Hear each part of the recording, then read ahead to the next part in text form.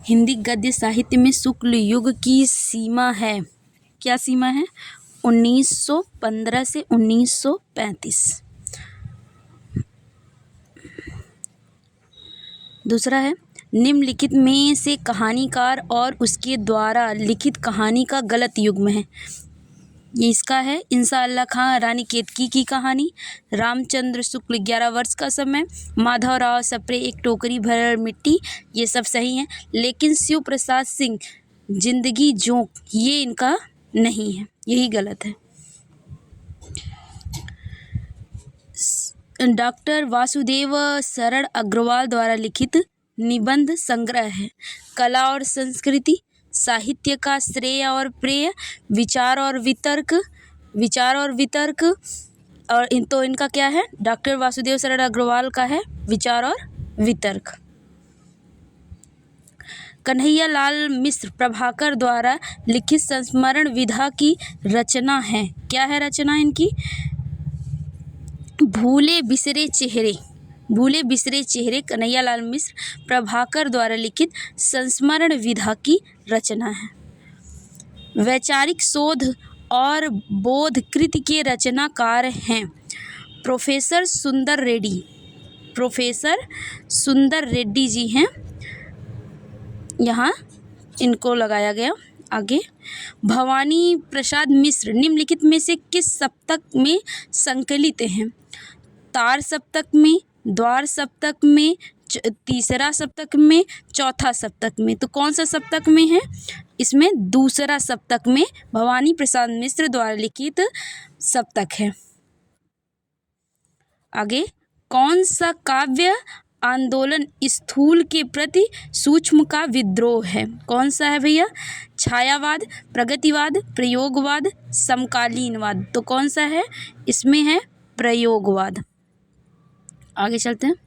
बीती विभावरी जागरी कविता प्रसाद जी की किस कृति में संकलित है?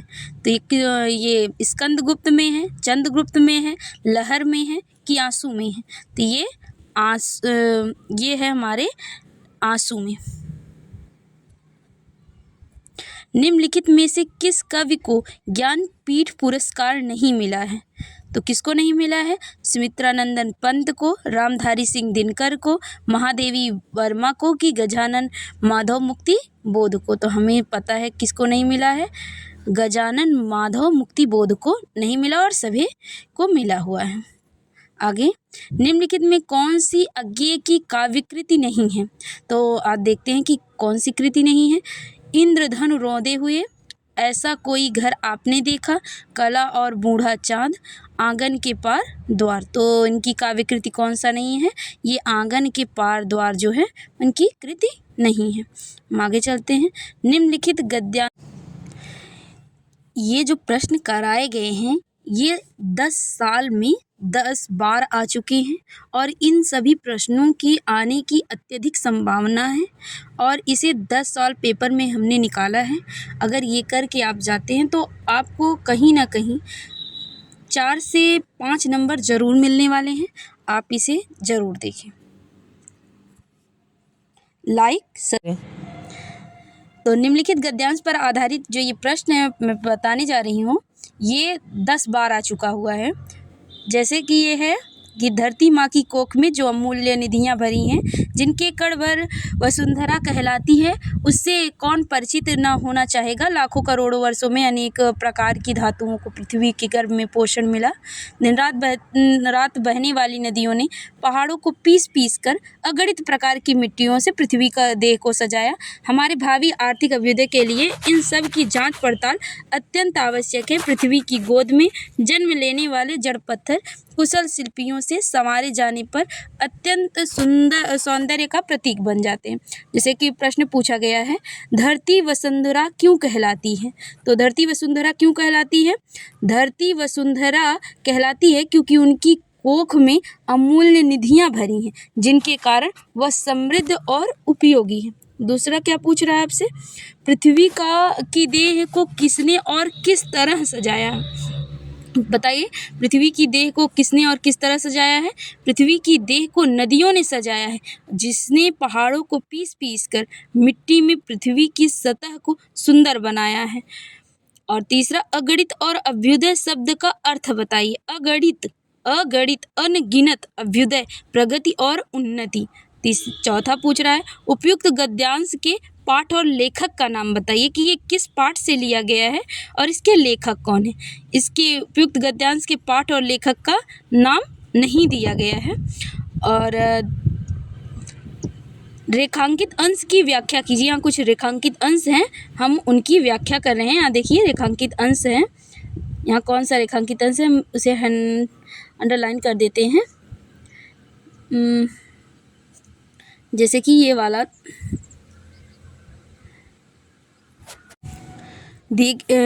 इसमें जो दिया गया है तो इसे आप खुद भी पढ़ लेंगे और इसमें पढ़ना ही है। और अगर इसे आप देखते हैं और इसे हल करते हैं तो कम से कम ये 5 बार आया हुआ है। इसे आप हल करें, ये नीचे वाला 5 बार आया हुआ है। और देखेंगे चौथा वाला जो क्वेश्चन है कि एक कविता संग्रह से दिया गया है पद्यांश पर, ये 3 बार आया हुआ है और इसकी भी नीचे वीडियो में दिया गया है, तो आप इसे पढ़ लें। आगे है ये वाली चीज़ें, ये भी जैसे कि कविता के बारे में कुछ दिए गई पंक्तियाँ, इनके ये भी बहुत बार आ चुकी हैं, तो कम से कम 3-4 बार आई हुई हैं। निम्नलिखित में किसी लेखक का जीवन परिचय है, जैसे वासुदेव शरण अग्रवाल का, इनका 3 से 4 बार आया हुआ है। APJ अब्दुल कलाम का 2 से 3 बार आया है। हरिशंकर परसाई का 5 से 6 बार आया हुआ है, तो आप इनका भी पढ़ लें। और इनका हमने दिया है शॉर्ट में। और जैसे कि एक कवि के लेखक के बाद एक कवि का जीवन परिचय आता है, तो वो भी जो इसमें इम्पोर्टेंट था हमने डाला है। जैसे भारतेंदु हरिश्चंद्र का है तो इनका 7 से 8 बार आया। जयशंकर प्रसाद का है तो इनका 5 से 6 बार आया। महादेवी वर्मा का है, इनका तो 10 बार आ चुका है, 10 से अधिक बार ही आया है, इनका कम नहीं आया, बहुत बार आ चुका। तो इनका भी आप ध्यान दें। जैसे एक कहानी भी आती है तो कविता का हो गया, लेखक का हो गया, तो एक कहानी है बहादुर का, जैसे बहादुर कहानी है तो ये 5 से 6 बार आई हुई है। तो इसका भी अधिकतम 80 शब्द में आपको कहानी लिखनी होती है, उनका चरित्र चित्रण करना होता है। एक लेखक का एक जो उसमें पात्र रहते हैं उनका चरित्र चित्रण होता है। तो ये बहादुर कहानी का कम से कम 10 बार आया है।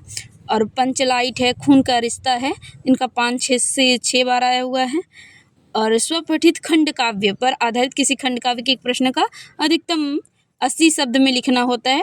जैसे कि रश्मिरथी का है और कर्ण का है चरित्र चित्रण। रश्मिरथी खंड काव्य में और कर्ण का जो चरित्र चित्रण है ये कम से कम 6 से 7 बार आया हुआ है, तो आप इसे ज़रूर ध्यान दें। उसमें तृतीय सर्ग का तो 2 से 3 बार आया हुआ है, आप इसे भी ध्यान दे दें तो ज़रूरी है। और त्यागपथ में हर्षवर्धन का चरित्रांकन है, ये सभी चीज़ें आप कम से कम 5 से 6 बार आई हुई हैं, तो इसे भी ध्यान दें। और धार्मिक और नैतिक मूल्य त्यागपथी में है, तो ये सब वीडियो में दी गई हैं, आप इसे भी देख लें। और इसमें और एक आया खंड काव्य ही है मुक्तियज्ञ, जिसके जैसे जो जिला होगा आपका उस तरीके से आप देख लीजिएगा। इसमें कम से कम रिपीटेशन वाले प्रश्न मैंने डाले हैं, तो ज़रूर आप देखें इसे, खंड काव्य। और फिर हम खंड ख में चलते हैं। जैसे कि इसमें दिया गया कि संस्कृत गद्यांश को एक संदर्भ सहित अनुवाद कीजिए, तो एक तो संदर्भ इम्पॉर्टेंट है जो कि मैंने वीडियो में दिया हुआ है, तो वो डाल दें। और जो ये मैंने वीडियो में संस्कृत का अनुवाद दिया गया है ये बहुत ही इम्पॉर्टेंट है, कम से कम 4 से 5 बार आया हुआ है, तो इसे भी ध्यान दे दें। और हिंदी सहित इनका अनुवाद करना। और एक पद्यांश का भी आपको दे देगा, जैसे कि इसमें दिया है यानी मौना सख्त, ये सब दिया गया है, तो इसे भी ध्यान दें। और ये संदर्भ दोनों का बहुत ज़्यादा इम्पॉर्टेंट होता है, तो इन दोनों चीज़ों में संदर्भ ज़रूर ध्यान दिए रहें, क्योंकि संदर्भ आप उसे बना कर भी लिख लेंगे कि याद है तो उसका भी चल जाएगा। और ये निम्नलिखित में किन्हीं 2 प्रश्नों को संस्कृत में हल करना, जैसे कि कात्यायनी कस्य पत्नी आसी, तो कात्यायनी किसकी पत्नी थी, तो कात्यायनी कात्यायनस्य पत्नी आसी, तो कात्यायनी कात्यायनस्य की पत्नी थी। तो ये भी कम से कम 5 बार आ चुका है, तो इन सभी प्रश्नों को जरूर से ध्यान दें। आगे है कि बुद्धस्य पंचशीला यथा, बुद्ध के पंचशील क्या थे, अहिंसा परमो धर्म सत्यम वदेत अस्तेय ब्रह्मचर्य परिग्रहस्य त्याग, मतलब कि अहिंसा न करना, ये सारी चीज़ें थी, उन्होंने दिया था 5 शील, तो इसके बारे में संयोग रस, करुण रस की परिभाषा ये तो कम से कम भाई ज़रूर याद करके जाएं, क्योंकि ये ज़रूर आता है आपके प्रश्न कॉपी में, तो ज़रूर इसे ध्यान दें। कम से कम ये 15 से 16 बार ये संयोग, श्रृंगार या करुण रस की परिभाषा आ चुकी है।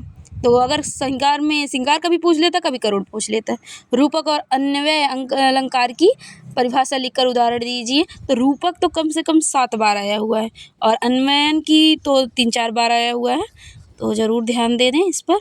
चौपाई और हर गीतिका छंद की उदाहरण सहित परिभाषा लिखिए। तो चौपाई तो सबसे ज़्यादा बार आती है। चौपाई में 16 पाई यानी कि इसमें 16 मात्राएं लगाई होती हैं। तो और हर गीतिका छंद तो कम से कम 2-1 बार आया हुआ है, लेकिन चौपाई 8 से 10 बार आया हुआ है, तो बहुत मोस्ट इम्पॉर्टेंट है चौपाई छंद।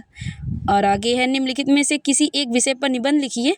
तो दहेज प्रथा एक अभिशाप है, ये कम से कम 3 से 4 बार। भविष्य निर्माण में विद्यार्थियों का महत्व 5 से 6 बार। गोस्वामी तुलसीदास का प्रासंगिक है। और ग्राम्य विकास में मनरेगा की भूमिका, देशाटन में लाभ, ये 3 से 4 बार आया हुआ है। ये सारी चीज़ें आप वीडियो में दिया गया है, तो आप इसे देख लें और पढ़ लें और खुद इसका प्रैक्टिस करने की कोशिश करें, क्योंकि ज़्यादा से ज़्यादा बार आप लिखेंगे और प्रैक्टिस करेंगे तो बहुत ज़्यादा अच्छा होगा आपके लिए। उसके बाद यहाँ आ गया कि हम संधि विच्छेद कैसे करते हैं। जैसे चैनम का संधि विच्छेद कीजिए, चैनम का संधि विच्छेद कीजिए। ये चय धन नम, चैनम, ये क्या है? चैनम, जैसे अ है। और फिर आगे हम चलते हैं 12वां का दूसरा, निश्चल का संधि विच्छेद कीजिए। निश्चल, तो निश्चल का संधि विच्छेद क्या है? निश्चल, निश्चल, क्या है? निश्चल। आगे हम चलते हैं, अंतर्राष्ट्रीय का संधि विच्छेद कीजिए। अंतर्राष्ट्रीय का संधि विच्छेद क्या है? अंतर्राष्ट्रीय, अंतर्राष्ट्रीय का संधि विच्छेद है। निर्विघ्नम में समास बताइए। निर्विघ्नम में क्या समास है? अव्यय भाव समास है आपका निर्विघ्नम में।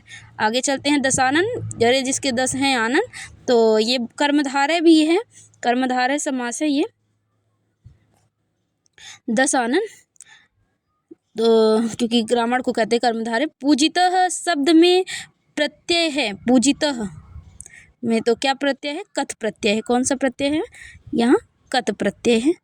आगे बुद्धिमान में प्रत्यय बताइए। तो मुतुप प्रत्यय है बुद्धिमान में।